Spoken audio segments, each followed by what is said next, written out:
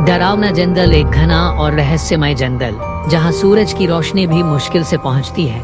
पक्षियों की चीख और पेड़ों की सरसराहट डर का माहौल बनाती है। कहानी गांव के पास एक ऐसा जंगल था जिसे लोग जंगली प्रेत वन कहते थे।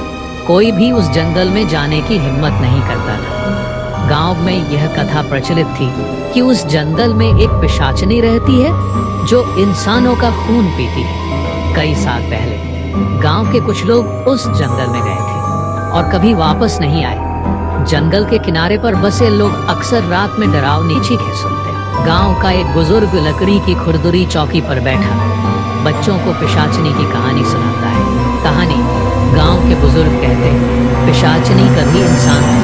कहते हैं वह एक साध्वी थी जिसे किसी ने धोखा दिया। अपनी बेइज्जती और अपमान से आहत होकर उसने जंगल में जाकर आत्महत्या कर ली, लेकिन उसकी आत्मा चैन से नहीं सो सकी।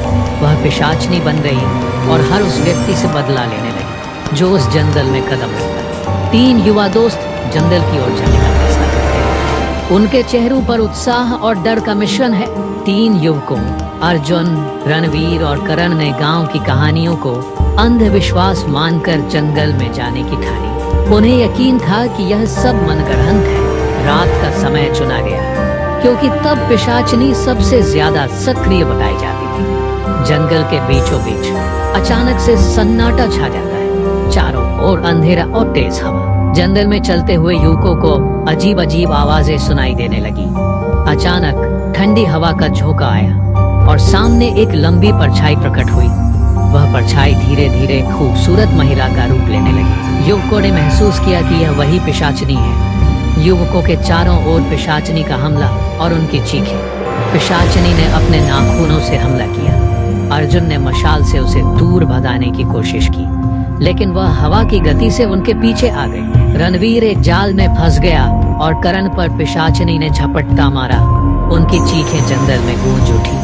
अर्जुन अपने दोस्तों को बचाने की कोशिश करता है। अर्जुन ने साहस दिखाते हुए पिशाचनी पर एक ताबीज फेंका जिसे उसने गांव के बुजुर्ग से लिया था। जैसे ही ताबीज ने पिशाचनी को छुआ, वह चीखने लगी और काले धुएं में बदल गई। लेकिन रणवीर और करण लहूलुहान थे। अर्जुन किसी तरह उन्हें उठाकर जंगल से बाहर ले गया। गांव में लौटने के बाद घायल युवकों का इलाज और जंगल की ओर बुजुर्ग की चेतावनी। गांव लौटकर अर्जुन ने पूरी घटना सुनाई। बुजुर्ग ने कहा, पिशाचनी खत्म नहीं हुई, उसने केवल समय लिया है, वह फिर लौटेगी।